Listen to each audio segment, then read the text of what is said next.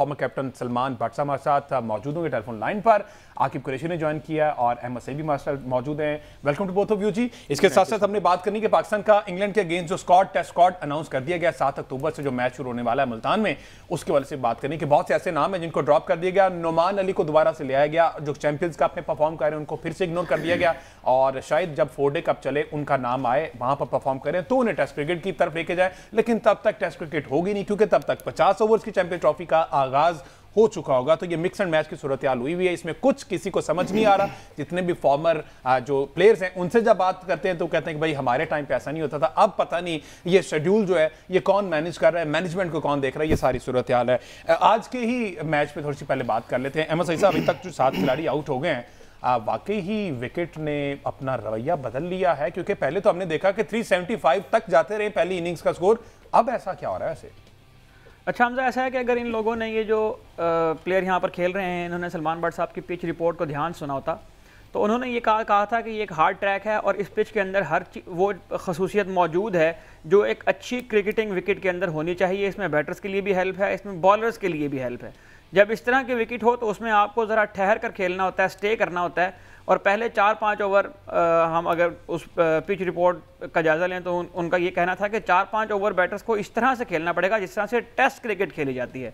यानी उन 4-5 ओवर को गुजार दें, उसके बाद जब आप पिच के ऊपर सेट हो जाएंगे तो उसके बाद जो है वो रन फ्रीक्वेंटली आना शुरू हो जाएंगे। लेकिन अनफॉर्चुनेटली ऐसा नहीं हुआ। जो पहले दोनों बल्लेबाज आए उन्होंने जो है वो जल्दी जल्दी में खेलना शुरू किया और वो उबैद शाह का निशाना बन गया। और जाहिर है कि जब अर्ली विकेट्स आ जाती हैं किसी टीम के पास तो वो मैच का मोमेंटम सेट करने की जो उनके पास ऑप्शन होती है वो उनके पास आ जाती है।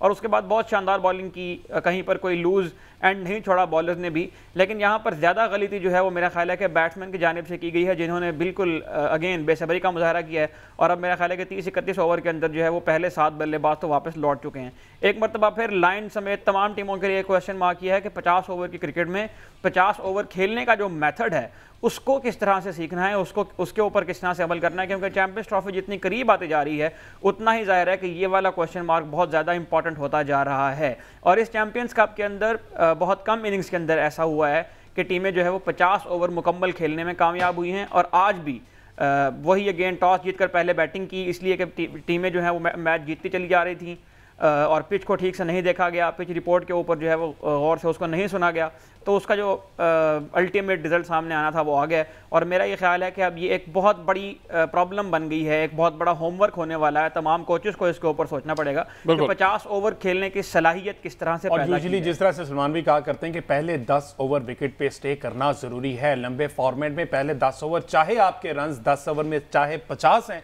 लेकिन अगर आप 10 ओवर्स विकेट पर स्टे कर गए तो आप लंबी इनिंग्स बिल्ड करने में कामयाब हो जाएंगे। आकिब, ये जो एंड टाइम पे टीम चेंज करने का ख्याल आया जनाब मैनेजमेंट को, अभी मैं देख रहा हूं ये शरून सिराज इससे कबल खेले ये पूरे, अगर इस टूर्नामेंट में बात की जाए, या मोहम्मद ताहा हैं, फिर on the other hand Ubaid Shah को इन्होंने इस एलिमिनेटर में आके ट्राई किया और उन्होंने अच्छा परफॉर्म किया।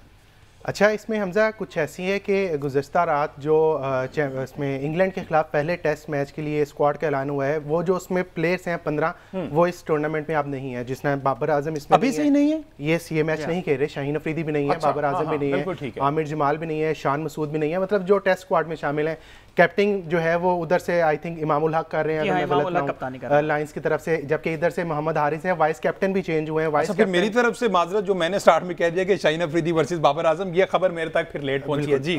तैयब ताहिर जो है वो वाइस कैप्टन है। तो ये टीमें ऑब्वियसली चेंजेस वाला वो मामला नहीं था, क्योंकि जो उनके वसाइल थे, जो रिसोर्सेज थे वो उनके पास नहीं थे। लेकिन बात फिर वही आ जाती है कि ये नौजवानों के लिए एक टूर्नामेंट बनाया गया था कि हमें बेंच स्ट्रेंथ मिलेगी, तो क्यों नहीं उबैद शाह को ट्राई किया गया, क्यों नहीं नसीम वो जो मोहम्मद ताहा है वो पहले भी खेल चुके हैं, शरून सिराज पहले भी खेल चुके हैं, ये लाहौर कलंदर की तरफ से खेले हुए हैं पहले। अच्छा। डेवलपमेंट प्रोग्राम का हिस्सा है लाहौर कलंदर की, और बड़े बेहतरीन किस्म की इनकी मैंने हिटिंग देखी है लाहौर कलंदर हाई परफॉर्मेंस सेंटर में, वहाँ पर बड़ी मज़े की बैटिंग करते हैं। इधर भी ये कुछ मैचेस खेले थे लेकिन अप टू द मार्क नहीं खेल सके। आज भी गालबन उन्होंने 30 ओड रन बनाए हैं। तो ये नौजवान टैलेंट है। अगर आप ये फिर वही वाली बात कि अगर आप इंतजार करेंगे कि बाबर आजम को रेस्ट करवाएं या अब्दुल्ला शफीक बाहर होगा तो फिर हम नए लड़कों को ट्राई करें, तो फिर आपकी बेंच स्ट्रेंथ जो है वो चेक नहीं होगी। हाँ, तो फिर हम दुआ ये करनी चाहिए कि इंग्लैंड की सीरीज बार बार आ जाए, ताकि ये बड़े जो लड़के हैं वो ज़रा रेस्ट कर लें, नए लड़कों को मौका मिल जाए। तो एक ये प्लेटफॉर्म था नए लड़कों को मौका देने का।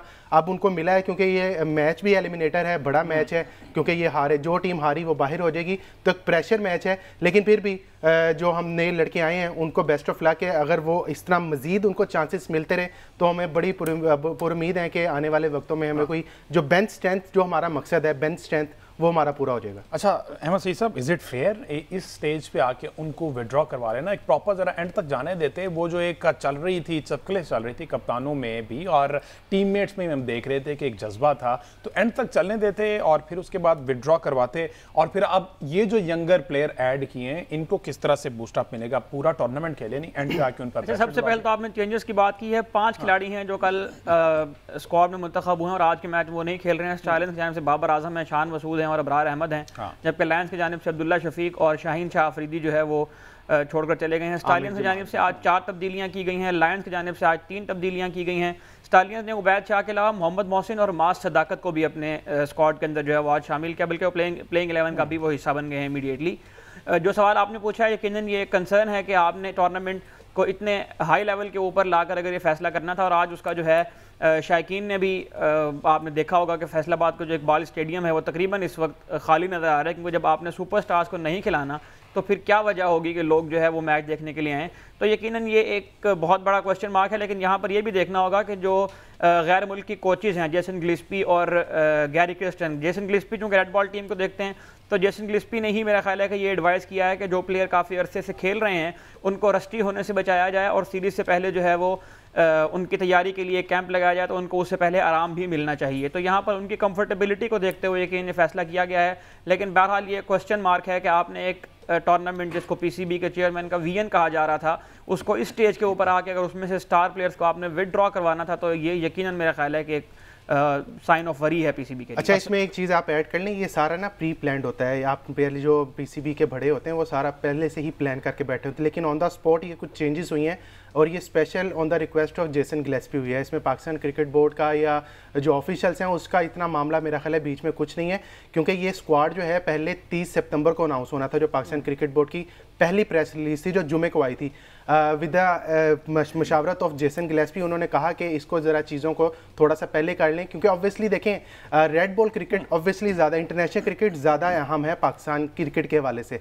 तो वो जब क्योंकि हम बांग्लादेश से हारे भी हुए हैं, हमारे पे टाइम भी अच्छा नहीं चाह रहा, तो उस पर जेसन गिलेस्पी ने गालबन यही सोचा होगा कि भाई एंड पे सवाल तो मेरे से ही होना है, तो मैं क्यों ना अपनी मर्जी से लड़कों को जो है लेके चलूँ। इस वजह से उन्होंने जो है इसे जो है वो निकाल दिया। लेकिन फिर भी वो ये वाली बात ठीक है कि आपने, क्योंकि चैंपियंस कप ने एक अपना पीक पकड़ लिया हुआ है with the inclusion of big players like Babar Azam, Shaheen Afridi, Mohammad Rizwan, और अब वो उस टेम्पो को मैं यही कह सकता हूँ कि थोड़ा सा तोड़ा है पाकिस्तान क्रिकेट बोर्ड के इस फैसले ने। लेकिन on a larger scale, on a wider thinking, कि ये पाकिस्तान क्रिकेट के लिए मेरा ख्याल है जेसन गिलेस्पी ने कहा होगा कि इन लड़कों को मेरे पास बुलाएं, ताकि जो रेड बॉल क्रिकेट है, क्योंकि बहुत मुश्किल सीरीज है इंग्लैंड, ये बांग्लादेश के खिलाफ तो हम पहले जो हमारा मामला था ना कि शायद हम 2-0 से जीत गए, लेकिन वो 2-0 से जीत गए, तो यहाँ पे अभी से यही माइंड में आ रहा है कि 3-0 से वो कहीं ना जीत जाए। तो उधर कहीं ना कहीं जाके उनका मुकाबला करने के लिए जेसन गिलेस्पी ने जो है सीनियर्स प्लेयर को एक कैंप लगाया। कैंप भी जो है वो 30 सितंबर को इकट्ठे मुल्तान में जाएंगे, वहाँ पे जाके जो है ये लड़के सारे इकट्ठे होंगे और जेल होने की कोशिश करेंगे।